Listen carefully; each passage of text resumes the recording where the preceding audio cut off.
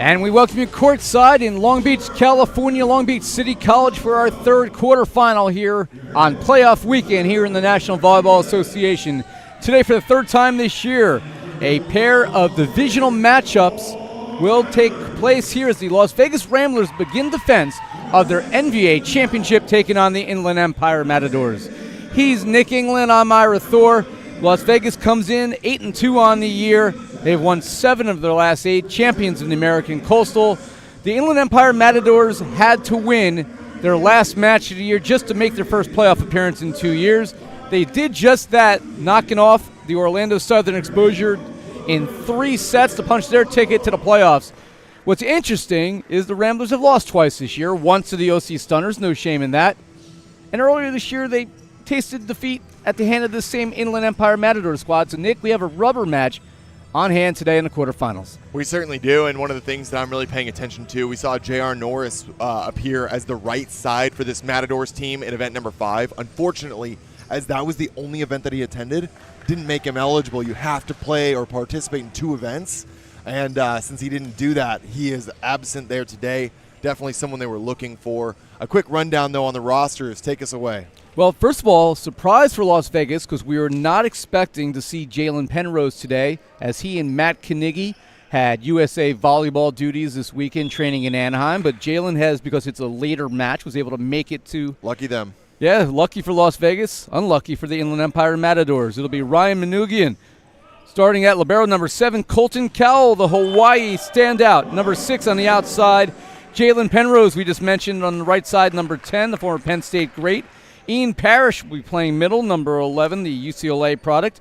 Felix Chapman, also on the outside, last year's player of the year in the NVA. Matt West is your setter, and Kevin Vaz, I should say, your middle, number 21, out of Pepperdine. An embarrassment of riches for the Las Vegas Ramblers. Meanwhile, for the Inland Empire Matadors, who just got shut down, Kevin Vaz with the rejection. The Matadors in yellow, Jimmy Montez on the outside, number 7. Christian Ventura, the all-star setter, number 8. Cesar Medina, a 2-time man of the match, wearing number 10 on the outside. Martin Patrice in the middle, he wears number 15. Ricky Olea, number 23, is the other middle. Isaac Leva, number 50, is on the right side. And Antonio Delgado, number 2, wearing the red libero jersey. Ooh, thrown long there on the outside. A little bit of a different look for the outside pins. Cesar Medina, number 10, is someone that we've seen all too much this season. He's been the pinnacle of the offense, put up multiple man-of-the-match, efforts. But then on the outside, we see Jimmy Montez, someone we've seen periodically, but not as frequently, I would say. So it's kind of been a resolving spot. We don't have Antonio Anguzola here this match so far, which they're going to be feeling that one, I think. And remember, the Ramblers still with a pretty deep bench. Eric Beatty, the Stanford product, is here. Jacob Vanderbeek on the right side is available. Spencer Andrews, Jonathan Carlson. I mean, there's so many options for Las Vegas and head coach Miguel Monterola, as that is put away by Jalen Penrose, one of the top newcomers in the NVA this season, the all-star for Las Vegas. One of the things that really defined that early win for the Matadors, I think the Ramblers, in their first appearance together, the Ramblers were not kind of yet cemented as a machine, and the Matadors have been so good in out-of-system opportunities defensively, and they were really able to kind of take advantage of those chaos moments. So that's what they're going to be looking for sure. But that one right there, Ian Parrish, someone that's been, kind of hit and miss coming off the bench. Just stepping up right there, doing a fantastic job. He'll be heading to Germany in the Bundesliga next season. Parrish, 6'9", out of Marina Del Rey, California. Going to take his talents across the ocean. Free ball opportunity, and Felix Chapman, he wants that one back. Bombs away, but he caught the net.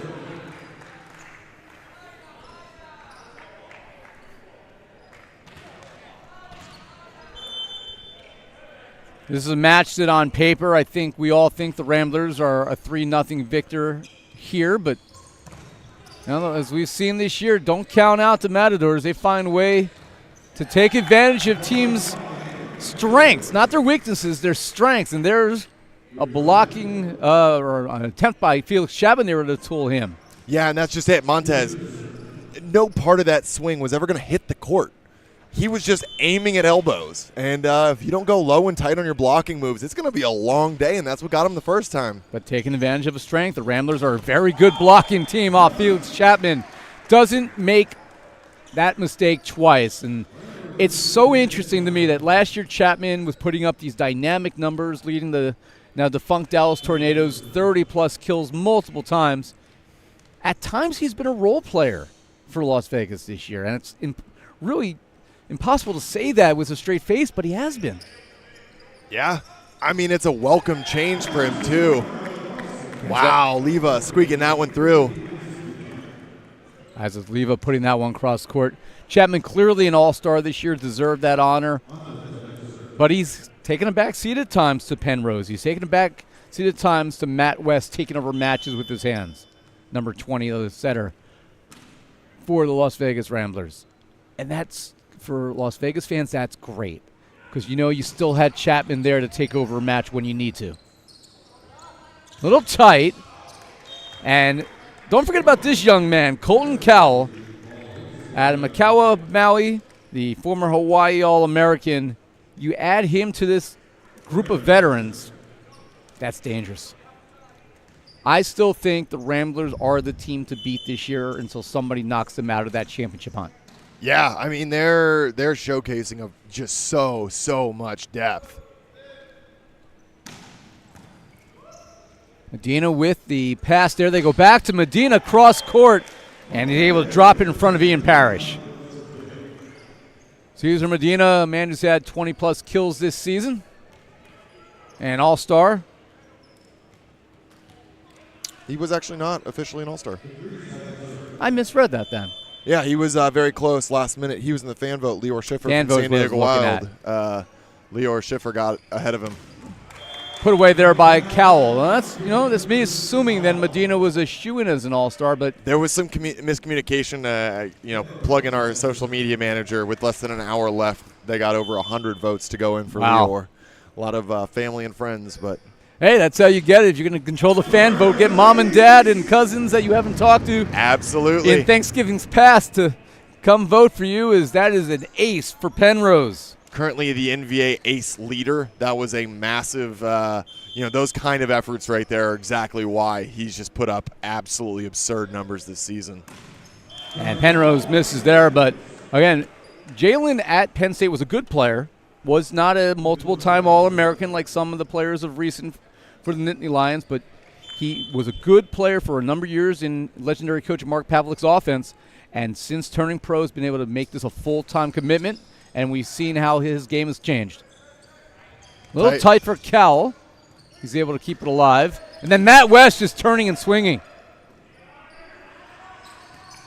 And the court was open for Medina, and he takes advantage after Christian Ventura defensively keeps it alive.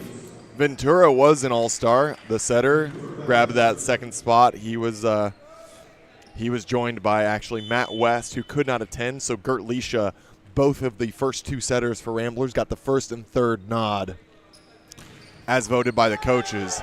Off of the shoulder of Cowell, and that goes down as an ace for Jimmy Montez. That's not a line you hear all that much, Ira. On the service, off the shoulder. Cowell caught a little bit late there, and that just speaks to the pressure that Ventura has with that hybrid serve. As good as Colton Cowell is, and he's fantastic, ball's coming at you like that, and you have split second to react. Even at this level, that's difficult, as Penrose left it short. This is the thing. It's all about mitigating errors for the side of the Ramblers. Matadors, they want to play as many long points as possible. This gym is not air-conditioned. It is hot. They want to see the guys go 4 sets, 5 sets deep and just, make the Ramblers play every point. Good thing is the ceiling is nice and high here, so the heat is slowly rising. Oh, man. And that set was not all-star-like. That's the freebie you want back all day long. And the Matadors giving free points over to the Ramblers. So Colton Cowell will serve. 6-1, the rookie here for the Las Vegas Ramblers. And that's what he can unleash. Colton Cowell with the ace. He just finished up over in Germany in Limburg, where Matt Knigge from SD Wild will be heading to next season. And he's actually going to be heading to France this next season. So Colton looking forward to that one. As he leaves that one short. On the scale of leagues around the world, for the fans who may not be familiar, where do Germany and France compare? Both are easily top 10. France probably a couple spots ahead of Germany. Berlin Recycling Volleys have kind of run a conquest on Germany for so long that it's pretty top-heavy, not as solid on the back end, and a couple teams cycled out this year. So Germany's going to be great for a couple new faces to go and get some time in and grow. But France is the epitome of a ball control league, fast, pin to pin. You'll see a lot more of that 0-2 ball that you see from Cowell. Shorter guy, but just a great passer. Some of the middle blockers there are some of the best in the world because they have to go pin to pin. The blocking there is very difficult. So definitely two top leagues, and being there it speaks to just how good he is. 11-11 here, first set. Montez turns, and Kavin Vaz read it well. Then Penrose able to stick it through the block. Correction, that was Felix Chapman. Chapman with the kill. So used to saying Penrose. Yeah. You forget about how dynamic Felix Chapman could be, the former NAIA National Player of the Year. It's funny. So many people had to ask, when Chapman, a guy that put up a 36-point effort last season, how do you feel being, as you mentioned before, a bit more of a role player? And he said, man, it's wonderful. I don't go home and hurt for 4 days after weekends. He loves it, and he's been really happy on this team. So definitely a name I don't expect to see going anywhere new anytime soon. Left short by Montez. And remember last season, Chapman, again, he led basically by himself with the help of Sam Schuldenberg, the libero, now playing for New Jersey, to the playoffs pretty much on his own engine. Yeah. Dallas and took New Jersey to 5 sets in the playoffs. So the Tornadoes, no longer part of the league, the Funk franchise, but he was that franchise, right? So without him, you take him out of the lineup for 2 sets, and the former Seattle squad beat Dallas without Felix on the court last year. That whole story was where goes Felix Chapman, so too do the Dallas Tornadoes, but it's been great to see him be an ever journeyman. That was a conversation that started that All-Star match last year. He started to kind of look around a little bit, but to his credit, he was loyal to Dallas to a fault, and now getting to reap the benefits of his rewards, hitting off guys like Matt West. Matt West powering that one down. The Ramblers found themselves down 14-11, surprising to some, but we know that the Matadors are a team that can give you fits. Deep float by Matt West. Run the back row off the tape. Chapman had to play it. They go back to Chapman with a power dump. Yeah, he's throwing that one down. And also, it's a little confusing. And to clarify for fans at home, we have a scoreboard in front of us that keeps track for home and away, or home and guest. So it's actually a 3-point run for the Ramblers, but the scores are reversed. So there is a nice 3-point lead. But when you're looking from our seats right now, it is certainly confusing. Well, confusing maybe, but the Matadors playing strong here in the first set, but the Ramblers now in control as we go to a technical timeout. 16-12, the correct score in favor of Las Vegas.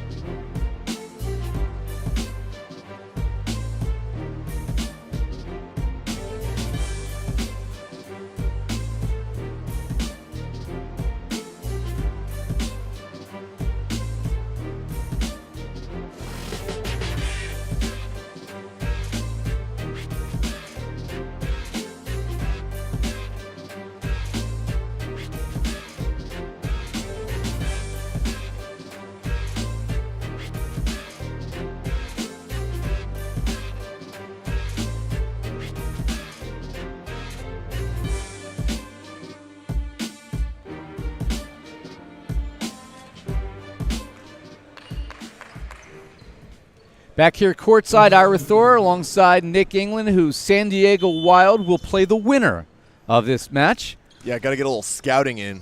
Oh, is that why you're here? I thought you wanted to join me on the broadcast. I don't know. Sometimes I just appear here. I'm not really sure how it happens. Felix Chapman swinging away, and that's going to fall in front of Delgado for the kill. I mean, if it's the Ramblers and the Wild tomorrow, which is what we expect it to be, that's a heck of a match. That's worth your money right there. Hopefully, it's a little Ramblers, Ramblers versus Ramblers 2.0. You know, bring in Carnegie, Rattray, Our Camp, Duarte. Just so many of those guys came with me to San Diego as native San Diegans, but they were driving up to play with this Ramblers squad. So it'll be fun. A little teammate. It'll be a matchup where these teams, if that is indeed our matchup tomorrow, San Diego and Las Vegas, where they know each other very, very well. Also to give, I heard you guys mention it last match, just to bring it up, everyone's not only wanting to win just to extend their weekend, but a win here guarantees you 2 more matches. And for all these teams that are traveling, man, does that make your weekend a lot more meaningful. Poor Freedom dropping that one. Now they've got, flights booked home Sunday night, but their weekend is over. So definitely feeling the pressure. I was feeling it for my guys. Like, you've got to get that first win, and beyond that, now you just play your ball, compete for some hardware. At least in the case of your team and or the Matadors, if they had lost or lose on day one, most guys live fairly locally. Yes. At least on the training side. As that is stuffed down. Felix Chapman teaming with Ian Parrish as they take the Matadors to Rejection City. Kyler Prescio not here today. Another guy they just finished up in the Bundesliga after last season. He's at a wedding today, so can't partake. But, I mean, that's no easy discussion of who do you start between Kaveen, Prescio, and Parrish. So you don't have to make any choice when you only got 2 of them. Also worth noting, Tim Lurich is currently injured, so not eligible to be used. He's another guy that just so much experience. We've talked about him for a long time in the league. Long time for the Southern Exposure. Stand out for them. As Chapman missed that serve wide. 4-point lead here for the Ramblers. And here's Montez. Over on one and off of the shoulder. Parrish leaped just to try to make a play on it, but an easy kill on the overball by Cesar Medina. Well, we've seen when the Ramblers struggle, it's because Felix Chapman gets targeted in the passing line, and Ramblers have to make adjustments around that. Matador is not wasting any time to follow suit with that strategy.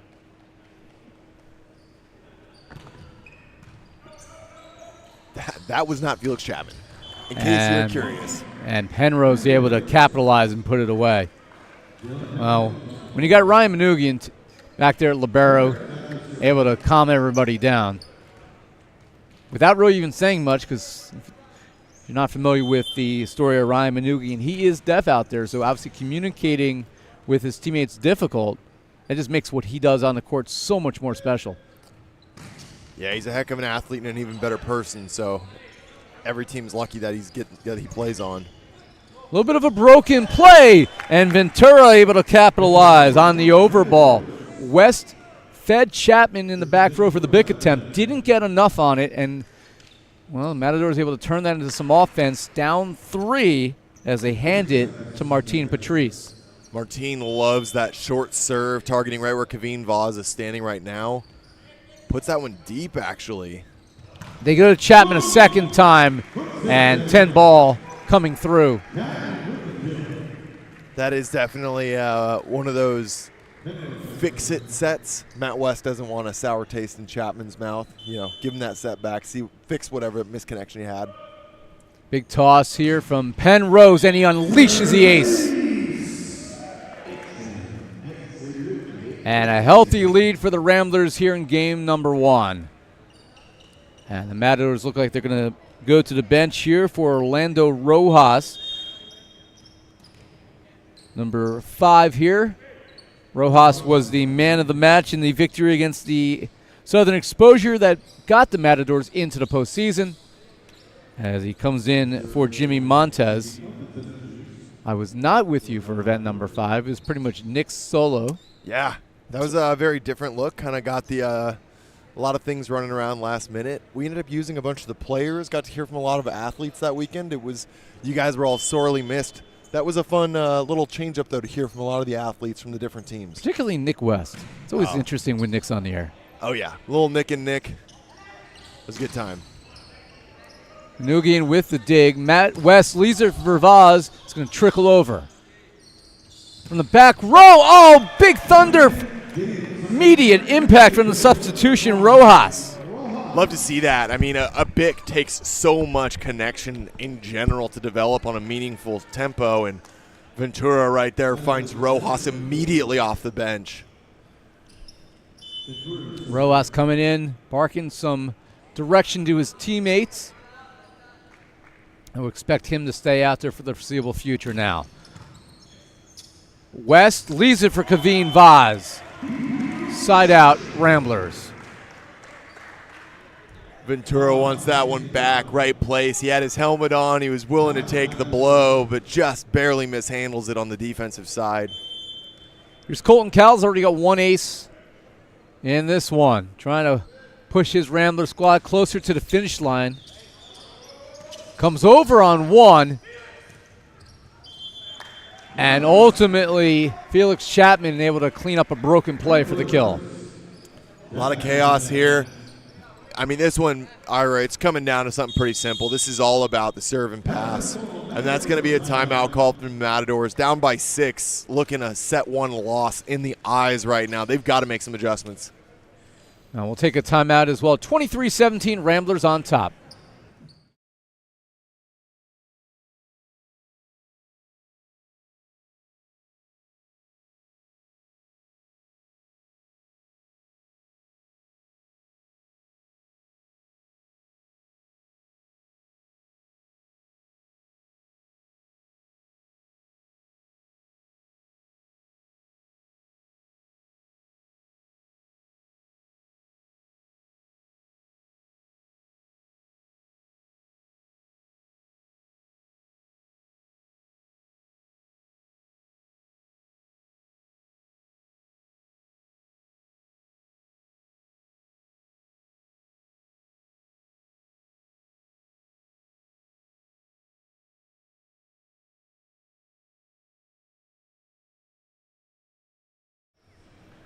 Back here live in Long Beach, California, we'll have a serving substitution, and it'll be Eric Beatty, number 3, Stanford product. Serving here for Las Vegas. Fresh off the bench. Good pressure on the serve. Blocked back. Dug up by Montez. Correction by Mejia. And that's put away cross court by Cesar Medina.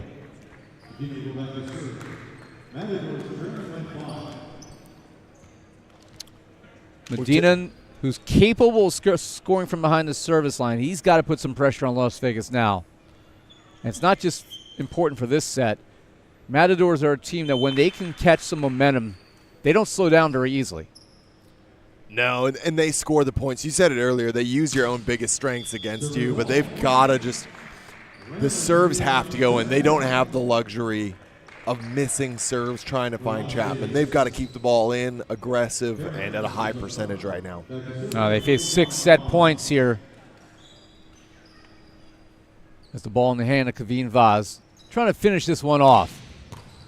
And he wills. That will find the back wall. An ace for Kaveen Vaz. And this first set, all Las Vegas Ramblers, as the defending champions, have a commanding 1-0 lead in our match. Stay with us for game number 2, quarterfinal number 3 on championship weekend here in the National Volleyball Association.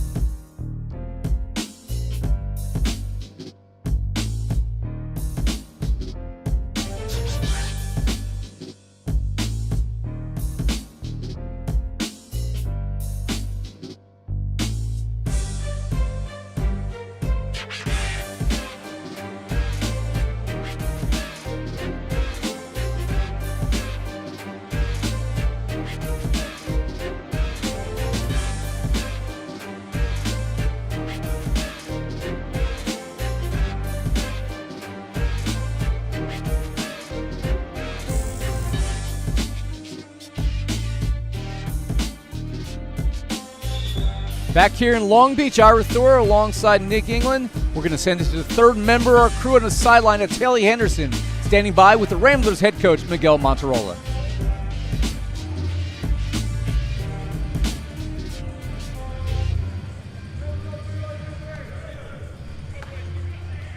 I'm with head coach Miguel Monterola here after a victory in set one. You guys were about neck and neck up until 11 or 12 points into it. What did you tell your team in order to pull away? You know, we can't take these guys lightly. So we're in playoffs, and we want to make sure that we figured out a way to stay in rhythm. So the last thing is I want to wake up Matadors. I want to get our job done and get ready for tomorrow. Is there anything you'd like to improve in set two? We definitely want to do a better job blocking. So our eye sequence a little bit slow. We're letting some of the guys open. We want to take care of the ball, first contact on our side, but blocking is something that we need to improve. Well, best of luck. We're looking forward to it. Thank you. Back to you guys. Thanks, Haley. And interesting when Miguel says that the one thing they want to work on is their blocking. That's not for today. This is for the rest of the weekend. Nope, and they're more than welcome to stop that promptly. All holes are welcome. They ran a wonderful bunch read against us the first time we played. They brought all of their blockers in. They did a nice job nullifying the middle for us. At the time, we also didn't yet have Matt Knigge. We didn't have Rattray, Berge. We've added some pieces, but they didn't have West. They didn't have Cowell. So this will definitely be one of those, knockdown dragouts, hopefully. So this is an official formal request from the head coach of the San Diego Wild to the Las Vegas Ramblers to not work on your blocking. Thank you very much. Exactly. Colton Cowell working on his windmill kill and then wiping that one off the block. Credit the kill to Orlando Rojas. Looking at numbers for game number one, it was Felix Chapman having Felix Chapman-like numbers from the past. 6 kills in 10 swings.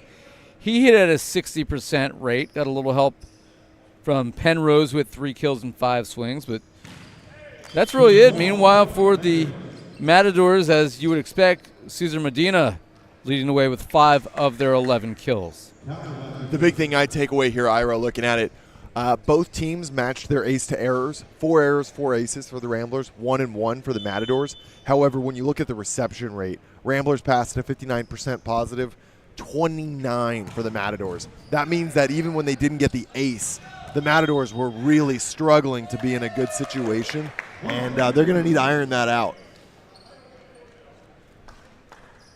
Isaac Leva is called for an attack error for touching the net, and he's wants a replay here, a challenge, because he says, I did not touch the net. It was Kavin Vaz on the other side. Now, this is a time, we always talk about it, but I like to get the fans at home caught up. Obligatory explanation of our challenge system. There are 3 challenges per match for each team. If you challenge one of the calls, and you get it right, you keep your challenge. You get it wrong, you'll lose that one from your bank. So to use one this early in the second set is a little questionable to me. However, that means that Leva must be pretty certain. But it is also worth noting the caveat, the asterisk here, if you will, Ira. There has to be irrefutable evidence to overturn. Yes. So even if the call was wrong, you know what it should be. If the cameras can't prove your argument, you're going to lose it all the same. So I think this is a little bit scary because ultimately you go down, you stay down 2-1 if this isn't yours. But if you bury one of your challenges this early on in the second set, you might be regretting that one as that set progresses. Yes, but to a certain extent, if you're the Matadors right now, you just got routed in game number 1. You got to try anything you can to try to find a way, even if it's mentally, to get back in this match. And arguably they did the opposite. They just lost that point. They've lost the challenge 2-1, exactly where we were. Not a big fan of that management by the Matadors side there. Head coach Farhad Zarif for the Matadors loses 1 challenge, 2-1 in favor of the Ramblers, and that's left short by Medina. So this is starting to feel, even though it's only 3-1 here in game 2, that this is going to be a 3-set victory for Las Vegas unless something changes drastically soon. Yeah, and unfortunately, Farhad is one of those coaches we've spoken so highly of this season, making his NVA debut. He's actually not here this weekend, so the team's kind of self-managing, it looks like. And this is, again, a tough match to have that be the situation. So a side out for the Matadors. Great effort there by Ryan Manoogian, who slides into the Python and Tyrant banners, and then, like the good gentleman that he is, helps clean up the mess. Yeah, Manoogian's been a mainstay in this roster. One of the only returning guys alongside Kaveen Vaz from their team last year. They had a pretty massive exodus of players. Spencer Andrews, another player that we see around. Manoogian started his career at Orange Coast College, not terribly far away, before finishing at nearby Long Beach State. As you would imagine, a Ramblers squad that is heavily California-based collegially. The one major exception set, of course, Jalen Penrose out of Penn State. That is blocked back. They go to Rojas, missing wide. And the lead swells to 5-2. Yeah, I think the only other guy, you bring that point up, and at least from the starting crew, and even a lot of the bench there, I guess would be Grandview with Chapman, played NAIA ball there. Out in Iowa, and that was more of a case of convenience, right? Felix Chapman, those who don't know the story, an exile from Cuba, was able to escape the oppression there and only found a home in Iowa. Grandview College was the NAIA National Player of the Year. I mean, small college volleyball, you got a player like Felix Chapman. You imagine there's not going to be too many players like him out there, even at the small college level. As that's put over by West for the kill. Tight pass, no problem for West.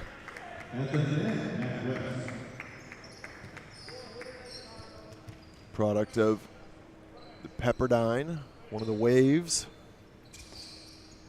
But we have this Rambler squad guys from Cal Baptist, Cal State Northridge, USC, Stanford, Hawaii, Long Beach State, UCLA, Pepperdine. On, and even Concordia Irvine, smaller D1 program out here. Well represented with talent from all across this portion of the country, as that's put away by the Penn State product, Jalen Penrose. 7-3, Ramblers look like this is business as usual. Definitely feeling that first loss they had. They don't want to repeat that. They're here for all business.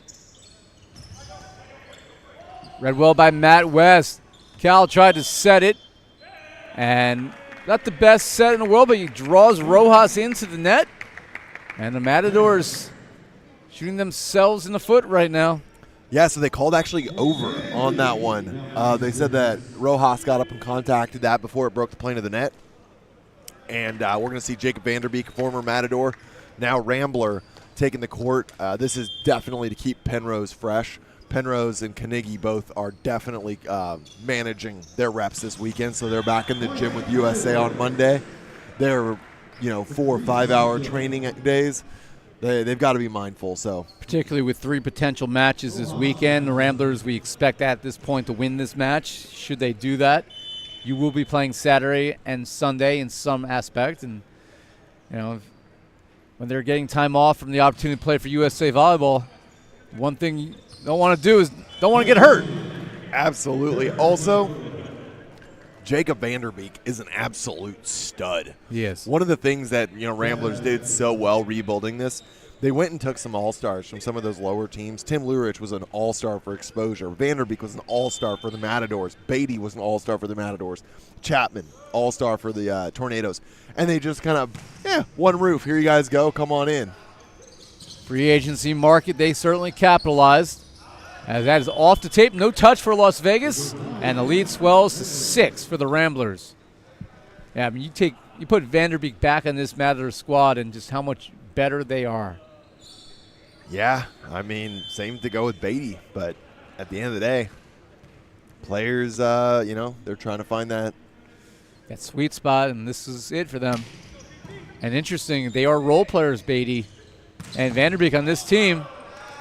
But their chance of winning a championship look pretty strong this year. Not saying that Ramblers are going to be your champion, but I wouldn't bet against them. Yeah, I could not agree with you more.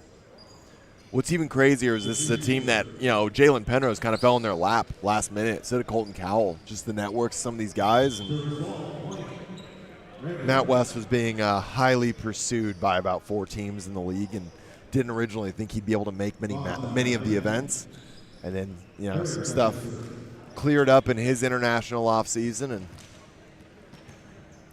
I mean, no surprise that Matt West will be as heavily pursued as he is. He's arguably the best setter in the league. Oh, for sure.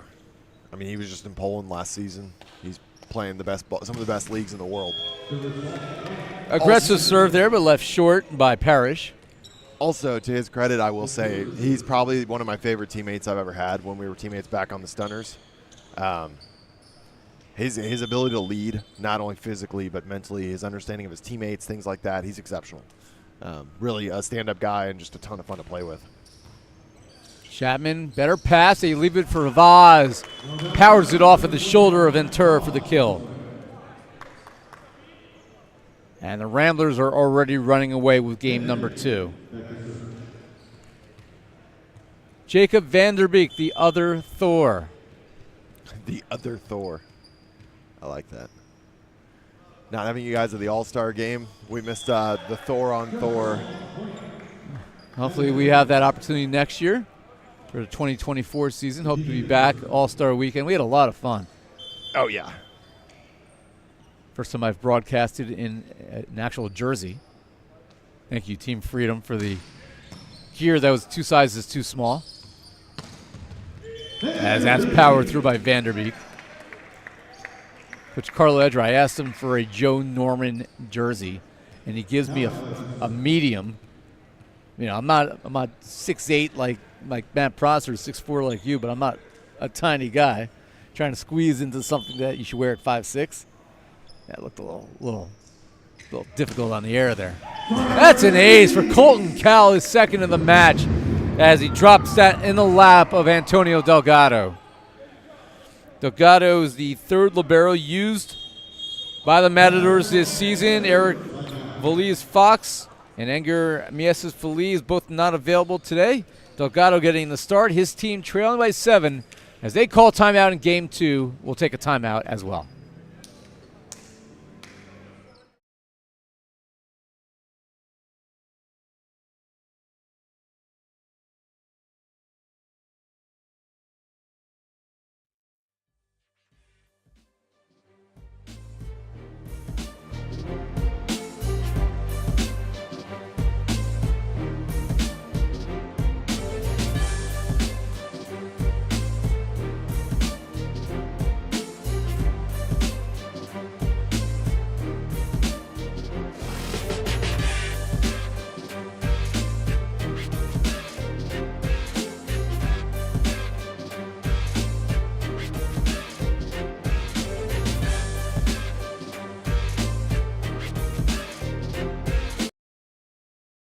Side 14-7, Ramblers with a convincing lead. And here's Colton Cowell to continue his handiwork. Left that one short, but I'm liking the rhythm from Cowell here.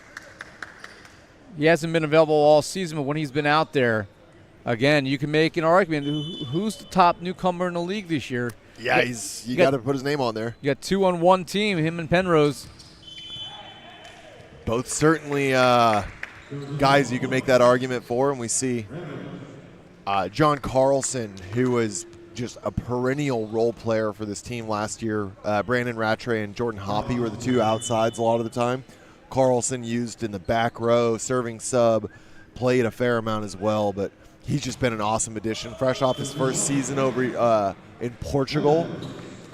Mentioned earlier, Concordia, University of Irvine. Eagle graduate. 15-9 here. Ball in the hands of Isaac Leva, and he unleashes an ace. Catches Cowell a little with some off speed there.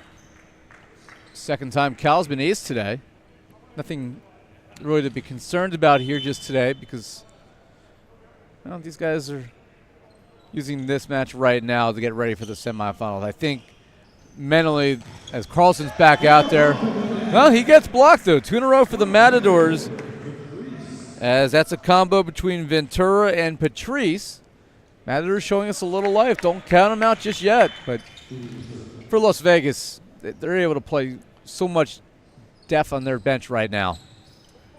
They're preparing for what's next. And that is put away by Carlson.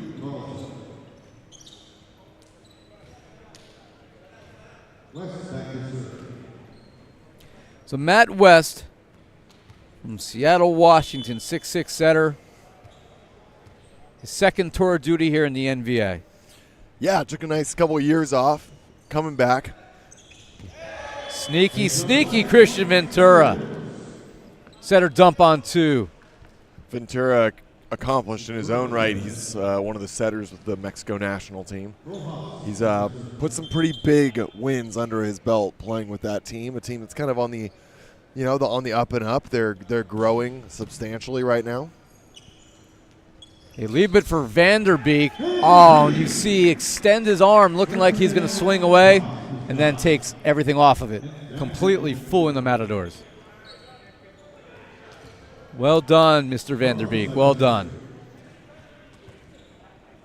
A former tennis player before picking up volleyball. You see his little drop shot right there. I feel like he outgrew the smaller net. He said, "I'm not vertical enough." What do you mean I can't spike straight down 4-4? As that's put down for another point. Matadors got within 3. Now it's 18-12, and the Ramblers have a chance to cruise here behind Jonathan Carlson.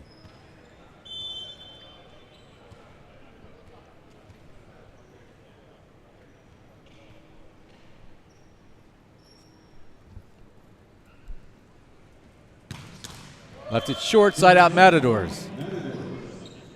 They've been missing a couple in the net. I'd love to see them try to push that a little deeper. Give those serves a little bit more room to run. Especially on a day that's so hot. You've got that ball's gonna carry. Let it go for it. Don't cut it short.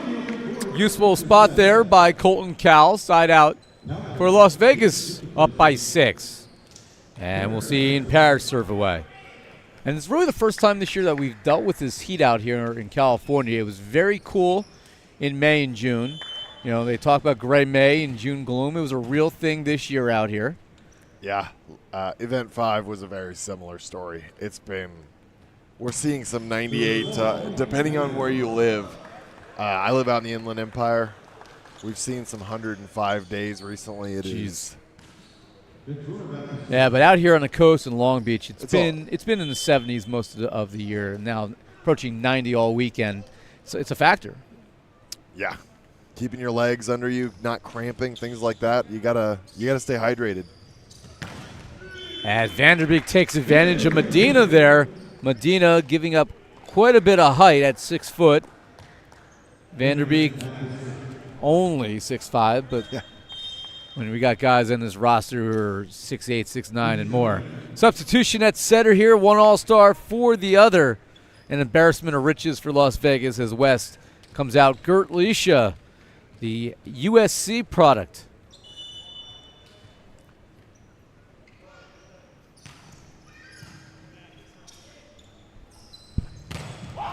Reach out and stuff someone. Gert Leisha, welcome to the court. Well, that's why they made the substitution, apparently. Maybe Matt West. They just didn't think he could get that one.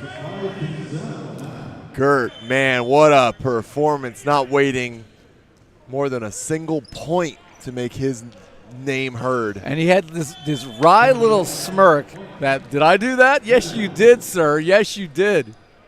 It's funny. I was 2 events ago, me and Noah were, just messing around, doing some hitting lines with Gert setting us, and I couldn't attack his sets because I'm not used to the ball being that perfect. You're used to having to fix the ball? I'm used to having to stop, all right, read where it's going, and then attack it, where his were perfect every single time. And I had to apologize to him afterwards. I'm like, I'm sorry I kept messing that up. I'm not used to the ball being that delicious. Emmett Enriquez now taking over responsibility of the white jersey. Manoogian will take a seat. And it looks like basically all but Colton Cowell have been replaced at this point. That's put down by Olea. First kill for him in this set. And ball was out. Missed court. ooh, he did miss it. Looked like that was clipped in line. So yeah, we have a tough spot up here. We're over top of that, so it's hard to tell. thank you for the correction error. Makes it 23-15 instead. Now they do indeed. That caught the tape. Yep. The line, I should say. Wow. We're getting fooled by this angle, but, well, Las Vegas Ramblers not being fooled by anything right now. They lead by 9. Colton Cowell to serve out the set, and he tried to just teardrop that in. And it feels like right now half the points that the Matadors have scored have been off the Ramblers missing serves into the net. So set point number 2 now for Ricky Olea. Free ball opportunity. Going to give it back to Rojas here. And now a kill for the Inland Empire Matadors. They've scored 3 in a row. See if they can take some of this collective momentum into the third set where their season will be on the line. We talked about Emmett Enriquez getting some court time now, the libero number 4 out of Cal Baptist and Cal State Northridge. As he gets the pass, that's blocked back. And Ramblers couldn't keep it on the court, so some growing pains momentarily trying to close out this second set. Still, incredible amount of points to work with. Set point number 4. And that's going to be one too many. As that sails long, and for the second set in a row, Las Vegas Ramblers pull away. They win 25-18. And they have a commanding 2-0 lead in our third quarterfinal of this Friday afternoon. Game 3 will come up next. Rejoin Nick and I and Haley when we return to Long Beach, California.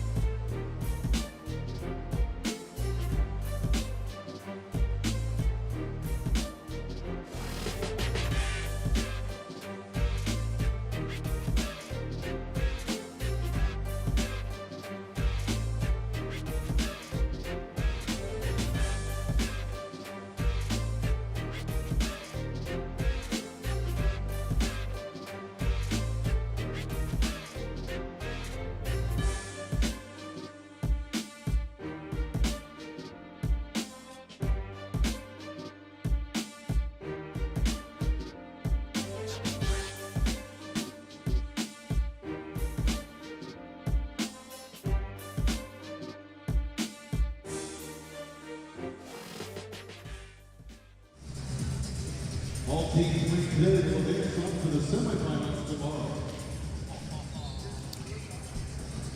Back here courtside, Ira Thor, Nick England.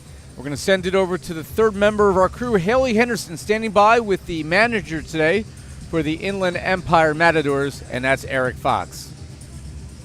We have player Eric Bullies here stepping in for his head coaches today. We see all-star Jair Santiago sitting on the sideline with you. What kind of assistance is he offering you guys here today? It's just another set of eyes. Someone who's familiar with our team, so he's going to be helpful with us. Right on. And what needs to change in this next set against the Ramblers? We saw they had a couple of big blocks at the end. What needs to change on your offense? I don't know if it's so much offense. I think it's more so serving and passing. When we pass well, we terminate, and we haven't done so consistently. So if we can get a rhythm of that, it'll be a better look this next set.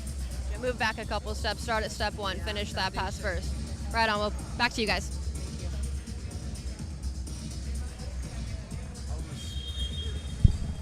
I think my headset's on now. I will respectfully disagree with managing player Eric Fox. I think offense is part of it. Clearly, they're not passing very well because they're playing out of system a lot, but there's a lot of things right now that the Matadors need to fix. First of all, The Las Vegas Ramblers hit 79% in Game 2.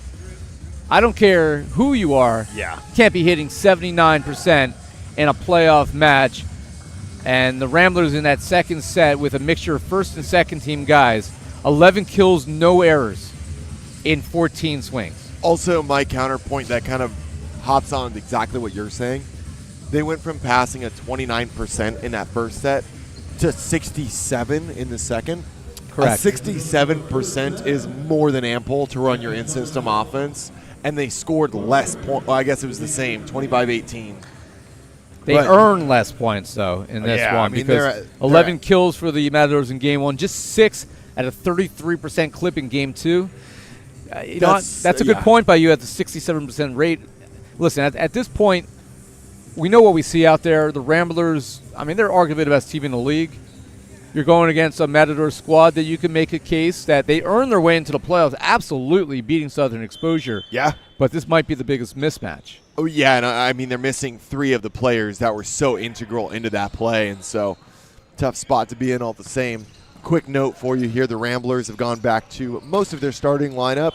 Eric Beatty is still in for Felix Chapman. Other than that, you're seeing the same players reprise their starting role. Also on the side of the Matadors, we're seeing Rojas has now taken to the right side to bring Jimmy Montez back onto the court. Matt West back on the court. See if he splits some more time with Gert Leisha. Matt West leaves it here for Parrish, who puts it away.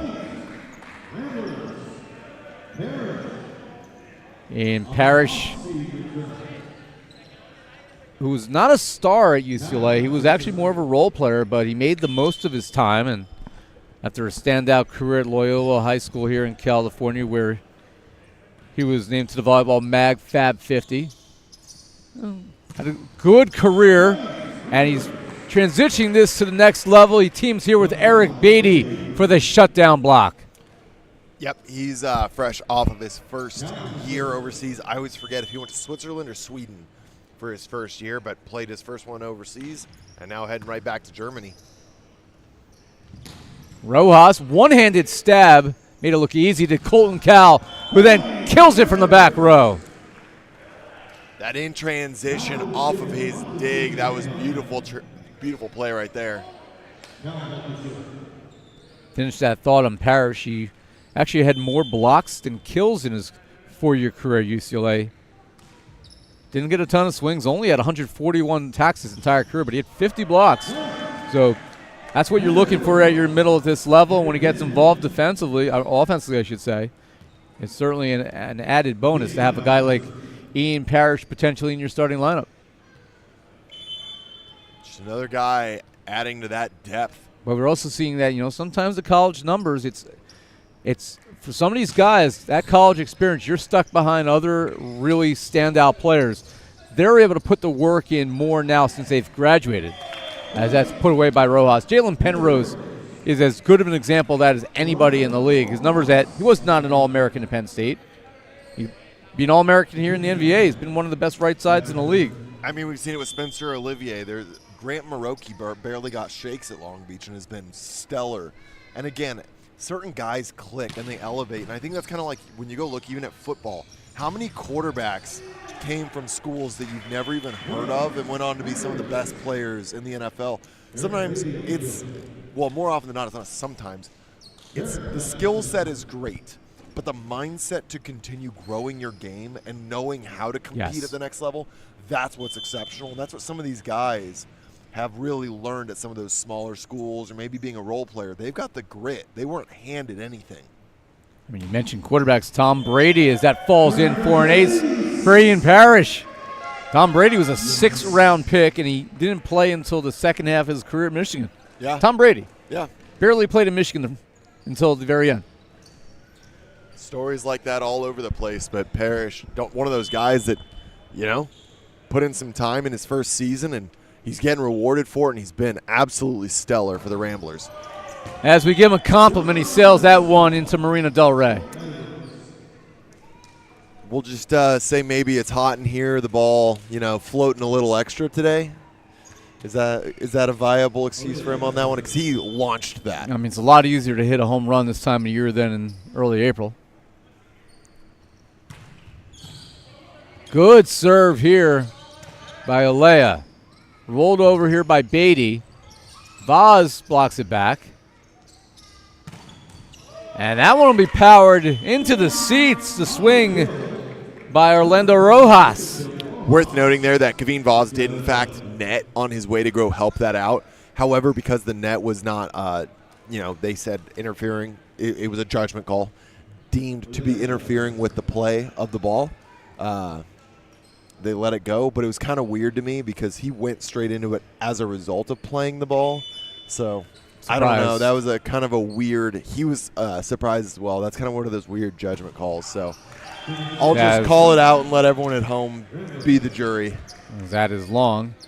Obviously, at the collegiate level, they're calling that no matter what. A little bit more. And we don't see as many ball handling errors at the next level. You get a ball handling error, you got to really, really I mean, man, you have to do some offensive things to the ball. Yeah. I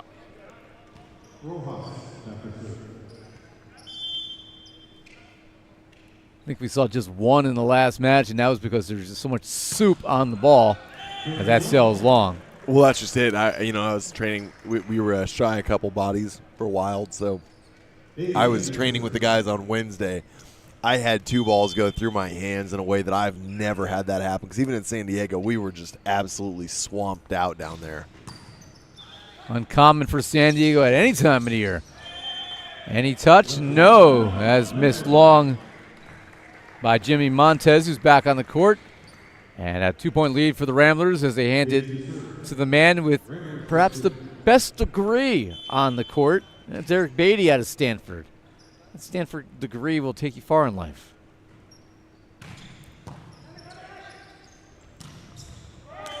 As put away there by Martine Patrice. Fun fact, Stanford was my reach school coming out of high school. And by reach, I would have to be 11 feet tall to reach it. I've never heard anyone talk about what their reach school was. Yeah, that was my reach school. There's no way I was getting in there. Over on 1 for Beatty and a kick save, but not enough to keep it alive by Penrose. And a kill for the Matadors. They've evened it at 8-8, showing us some life here in Game 3. Yeah, I think when a failed kick dig occurs, it might just be a punt at that point. Try to stab at it with a toe. Oh, maybe some soccer in Jalen's background. Opposite seasons most of the country. You can play both sports. Yeah. Manoogian, great pass laying out for that one. They give it here to their go-to guy, but Cesar Medina can't connect. And the attack here gives it back to Vegas. You didn't have a reach school, Nick? Not particularly. UC Irvine was my number 1. Went to UC Irvine. Go Eaters. Zot. I actually didn't get into my 2 backup schools. Then were they really backup schools then? Apparently not. Colton Cal able to clean up that play after touches by both West and Penrose. Dancing that one off the tape. 10-8 Las Vegas. The purpose of a backup school is to make sure that you have someplace to go in case your number 1 doesn't come through. I felt great about getting to UC Santa Barbara and Cal Poly SLO, but got into UC Irvine and UCSD. And when you can figure that one out, let me know how that goes. I have a late cousin who has a building named after them. The physics building at UC Irvine. Oh, really? I don't know if I ever told you that story. Probably not. I was on a little bit of a different part of the campus. We have a Nobel Prize winner in the family. I don't have those genes or DNA, apparently. And he won the Nobel Prize in quantum physics. He was a physics professor at UC Irvine, so when he passed away, they named the physics building after him. Oh, that's Frederick Reines. There you go. Casey Hiller serving substitution there. Colton Cowell. Put away there by Cal. 11-9 Las Vegas. I'm going there for breakfast tomorrow. One of my cousins on that side lives out here, just retired, so I'm going to take him out to celebrate. Enjoy the fact that we don't play our first match until 3 p.m. tomorrow. Exactly. A little bit Well of a planned. sleep-in day, yep. Well, after the night I had last night, I need it, as that's put away by Cesar Medina. And when I say night I had, no, I didn't go out on town in Long Beach and party. No, my flight to New Jersey, from New Jersey to L.A., delayed 8.5 hours. It was supposed to be a 4:45 flight. Didn't take off till 1:15 a.m. Got to the hotel at basically 5 a.m. Woke up my roommate Noah Chast. Sorry, Noah.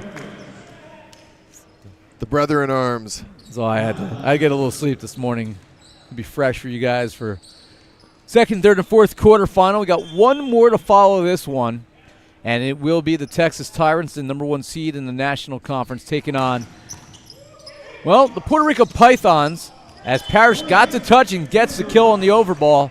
13-10 Las Vegas. Puerto Rico Python squad that is flying here longer than anybody. I mean, if there's a trip that's further than New Jersey or Orlando, it's Puerto Rico. And they really hope for their sake it's not a one and done. Yeah, it's going to be a tough one. What a serve by Cal. And that is off the mark. And not an ace, but a very challenging first serve there by Cal. Forces the Ramblers versus the Matadors out of system there. And you see the impact. 14-10's the lead.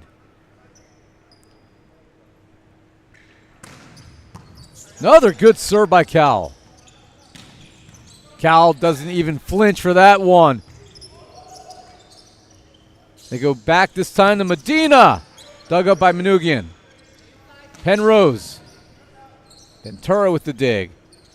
Longest rally of the set will continue after a great dig by Matt West. And then Penrose cannot connect. A lot of credit there to West and Manugian. Able to keep that one alive. Great rally. I want to talk there. There was a cool thing that kind of happened mid-rally on that Bick after Cowell dug the ball. Goes up, sets it into zone 4, that front right location there for the Matadors. There's no way he's getting to middle back. He just peels out, goes to left back. That's where Manugian shaded in the middle back, and he was the one that made the dig. It can happen pretty quick. It doesn't really matter ultimately, but it's kind of like one of those little tech things to watch about volleyball. It's high-level players. They're just constantly moving, and we did talk. We talk about it a lot, not to overdo the story, but that's something that makes Manugian so special.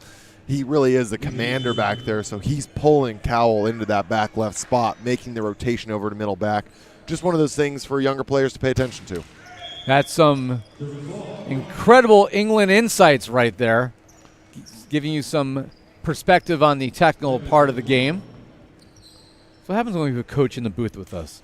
We have that analyst that can give us info that us common folks can't pick out. If you need a little bit more free information, serving in the net, not a great plan. I can tell you that one.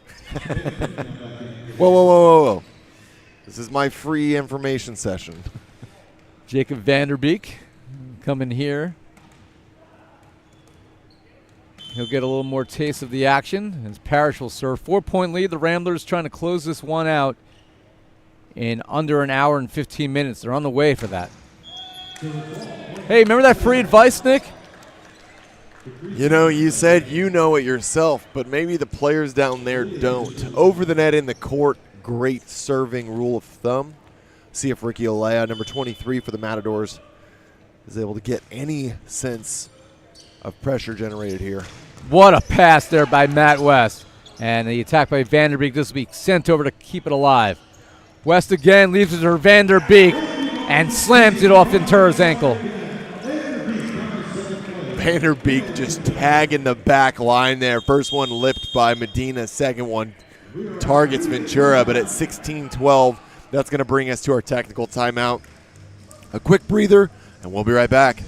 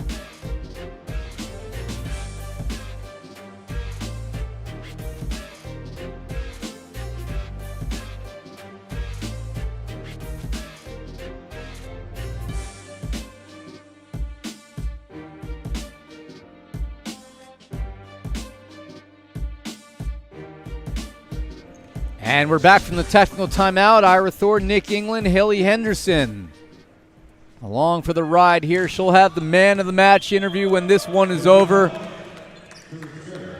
And I'm leaning right now in the direction of either Matt West or Colton Cowell, but there's so many options. Well, it's also hard because they've just revolved through the door. It's kind of a good team win.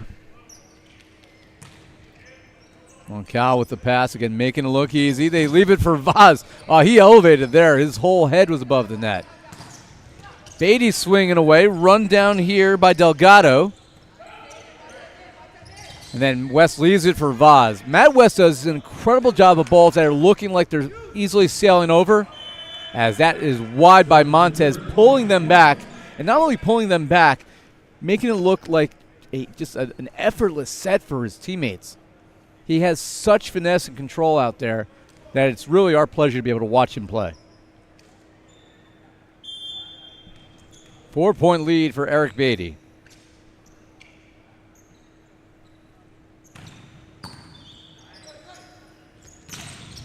Reach out and stuff someone. Matt West and Kaveen Vaz shutting down Martine Patrice as the lead reaches 5. And the Matadors are running out of road here in the quarterfinals.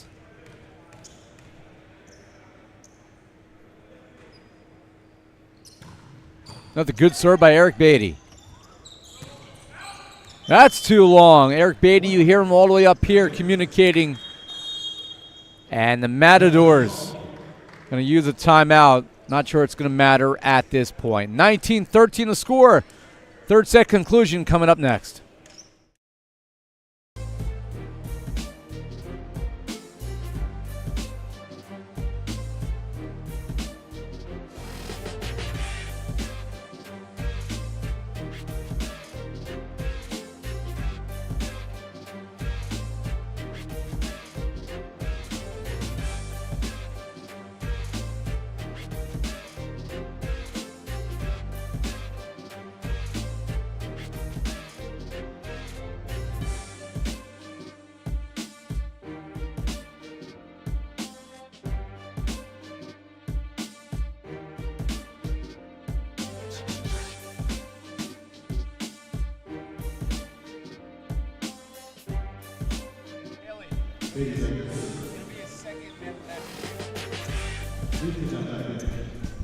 Although I don't have this one. I don't know who got it for the last match.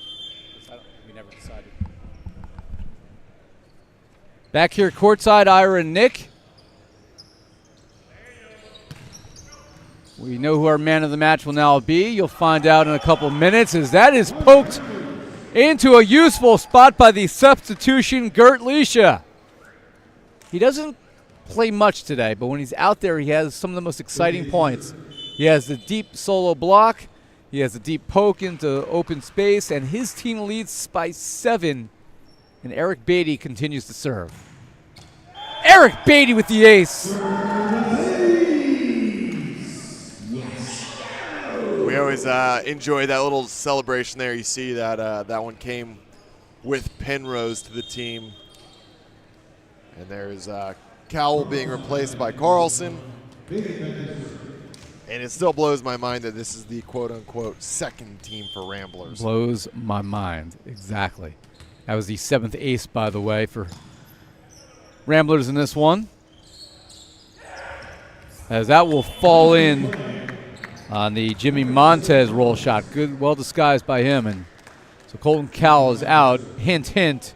It won't be the last time you see him in this match or after this match.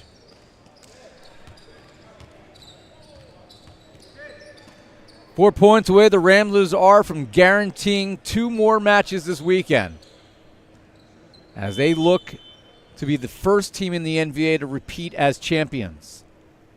Utah won in 2020, Stunners in 21, the Ramblers last year. One thing is the Stunners have been in the finals every year, trying to repeat that for a 4th time, and that is missed wide by Cesar Medina, but credit, I believe, to, I think it was Rojas with the pancake while it's basically lying flat on his stomach. Yeah, and Stunners didn't. We had, let's see, a finals appearance in No, it was a third place appearance in 19, and in 18 I don't recall either. But that was prior to a lot of The modern version of the NVA. yeah, with the teams that you know and love, and without the ones you don't. The post-COVID era of the NVA is the one that we can say. Yeah, the teams that we no longer love, no longer with us. It's part of the growing process, though. You know, I can speak firsthand. That's part of it is you're growing a market, you're growing fandoms, and taking on. Well, I think it's pretty safe to say that a majority of the franchises will rejoin us next year. Maybe one, maybe potentially in question, but overall, we should have most of the league back intact next season for what will continue to be some exciting growth. That's blocked back by Olay. Here's Carlson swinging away right into the wheelhouse. Cesar Medina, man, right at him, and he sends it over in an Ian Parrish. I mean, that's a meatball. That was an impressive little cutty there because it completely went against what his arm swing was showing. That was a nice little move there. And Medina just struggling, man. He's been so good all year. This is how his season will come to a close as Isaac Levo will come in to replace their top offensive player this season. Gert Lisho, the ball in his hands. His team 2 away from the semifinals. And a matchup with Knicks San Diego Wild.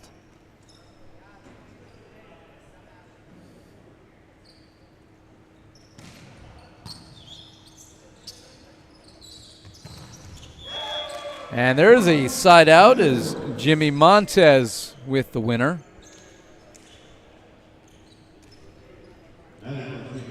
Christian Ventura will serve. The native of Mexico on a Inland Empire Matador squad that is heavily international in flair. Leaves that one short. And it'll be Jonathan Carlson. Match point for the Las Vegas Ramblers. Looking to win their 3rd in a row since losing to the OC Stunners, their last loss back on June 24th. Leva off the hands, Parrish able to save it. Vanderbeek tries to end it, but that was outside the antenna. Yeah, he caught the antenna on the way by. I saw exactly what just got called, but it was pretty small. But on that first rip there, the antenna moved, but I don't know that he didn't catch the net, and maybe that moved the antenna because our line judge had no call on the net there. You know, at the end of the day, though, Ira, it's 24-17. It's they're going to replay that. Yep. Official made a miscue there. You know what it is? I think the antenna was not straight up and down, perhaps after a recent play.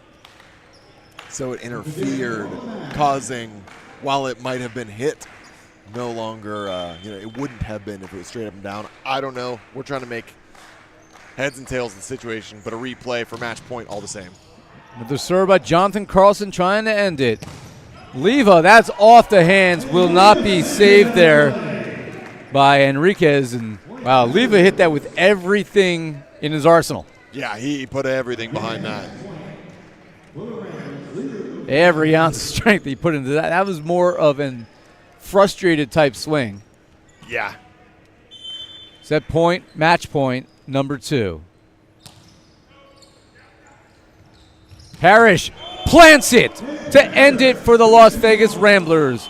And for the 2nd year in a row, the Las Vegas Ramblers will move on to the semifinals in decisive fashion as they have knocked the Matadors out of the playoffs for the 2nd time in the last 3 seasons, 25-18, 25-18, 25-17. Las Vegas Ramblers improved to 9-2 on the year. They've won now 8 of their last 9 matches. And what was an up and down year for the Inland Empire Matadors comes to a close with a record of 3-8.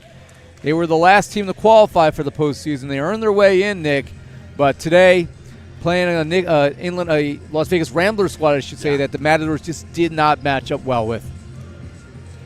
Yeah, and to say it didn't match up well is an understatement. I mean, Nobody matched up well. That was a 75-minute loss called out there in the chat by Nick West. That's, I mean, as far as this level of volleyball goes, that's speed running, because that's 2 or 3 3-minute sessions between sets. I mean, those are some fast games, and it's the unfortunate reality. Matadors had to go rebuild their team a lot this year, losing guys like Vanderbeek and Beatty. They've seen the return of Cesar Medina, definitely giving a lot of life to what this squad can be. Like we said before, a long-time guy back in 2018-19 played for the Stunners, so that's a name that some of the older NVA heads might be more familiar with. But this team did a lot of good things. Also, Inger Maisez, their libero that started the first 2 or 3 events, was so good. The Dominican national team put him back in the gym, and he won the best receiver, best libero, best defensive player, I think, all 3 at one of the North Seca events shortly after. So all around, it just speaks to, I mean, how great they've had some of those best players, but unfortunately the roster they had this weekend just didn't quite pack the punch. Give the Matadors their flowers as their season comes to an end. Again, they did pick up 3 wins in a year. The most notable was on April 9th when, before Las Vegas had their full roster, they were able to take down, surprising to many, the Ramblers in 5 sets. And then they actually won 2 in a row. They beat the Pythons. They were 2-1 after 3 matches on the year, and we started to turn our heads like, oh, wait a second. Maybe this team is for real. And then they just went in a slump, losing to Philadelphia. Only win of the year for Philadelphia, quite frankly. Yeah. Utah, the Stunners, the Wild, the Freedom, the Las Vegas Ramblers the second time in a row. So after starting a year 2-1, well, they then lost 6 in a row before saving their season with that win over Southern Exposure, winning in 3 sets, punch a ticket to the playoffs. But ultimately, it just wasn't going to happen today. A Las Vegas Ramblers squad so deep. We look at the numbers. We'll talk more about it in a moment, but they hit 54% as a team today with 34 kills and 3 errors.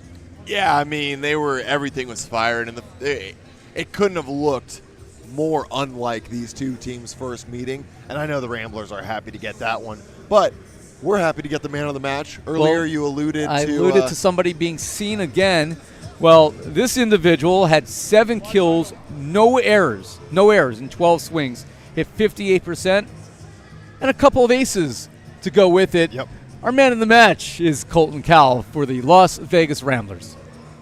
We have man of the match here, Colton Cowell, his 2nd man of the match in his NVA season. We saw a lot of crafty plays, a lot of crafty serves and swings from you. What was your thought process? Thought process was we passed really well. Our first touch was phenomenal today, and fortunately both Matt West and Gert were putting me in really good positions to score, and everybody contributed at a really high level. So it's all team. It's all team. What did the chemistry feel like on the court? It looks like you guys are always having fun out there. This group's really special. We do have an incredible time together. We really play for the love of the game, and we really do love each other. And I think it's apparent to everybody watching that we're capable of performing at a very high level while having fun. And what are you looking forward to for the semifinal match? Just an opportunity to play really high-level volleyball. Wild is tough. They got a lot of really good athletes. They got a lot of close friends of mine, and I think we're all just really excited for another really tough opponent and an opportunity to go out there and prove ourselves and show that we've been preparing for this, and the league is capable of producing a really high level of talent through and through. Well, congratulations on the win. Back to you guys.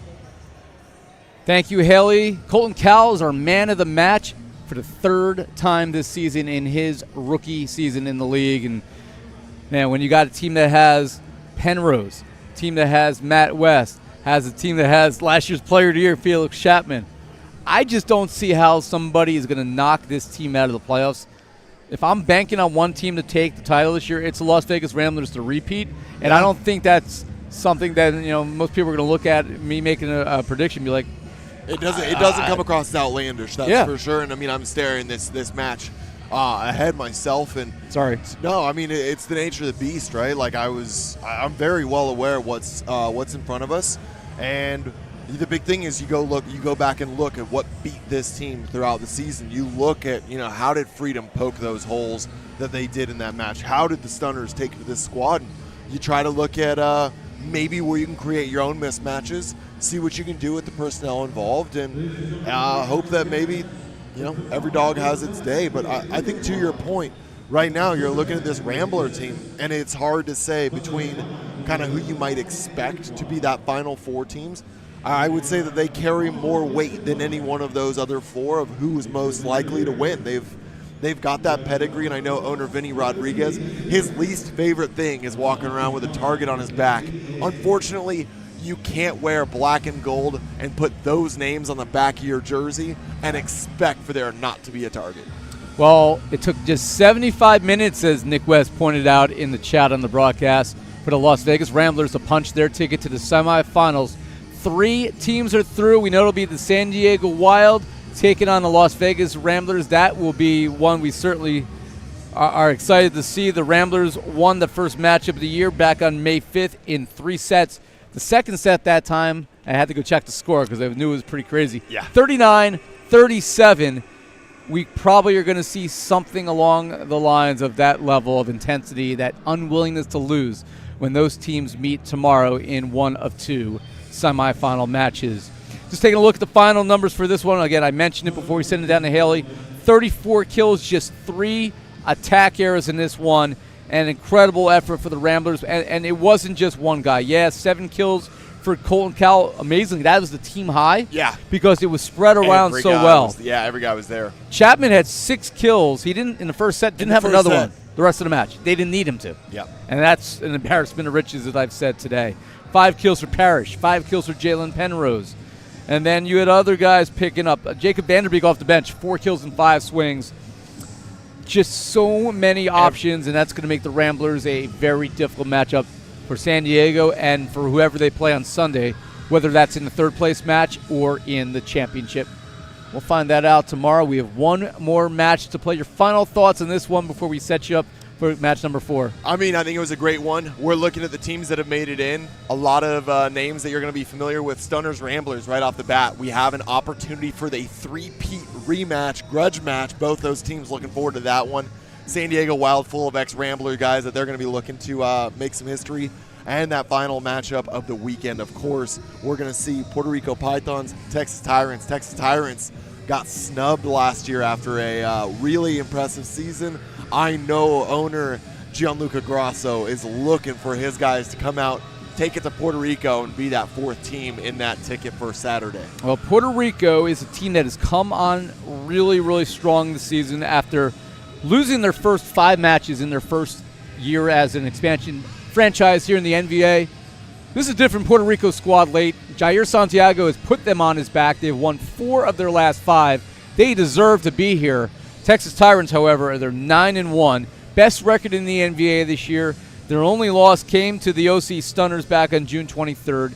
They had 26 points on the season, and they come in as the favorite in our final match of the day. That will come on at 7 p.m. Pacific, 10 Eastern Time, and 11 p.m. Atlantic Time, which is what time it is in Puerto Rico. We hope many of you will rejoin us for our final quarterfinal of the day. Our final score today, the Las Vegas Ramblers in our 3rd quarterfinal of the day, they knock off the Inland Empire Matadors and end their season 25-18, 25-18, and 25-17. For our entire crew and our sideline reporter Haley Henderson and Nick England, I'm Ira Thor. Match number 4 coming up when we just promoted it. Until then, be well, everybody.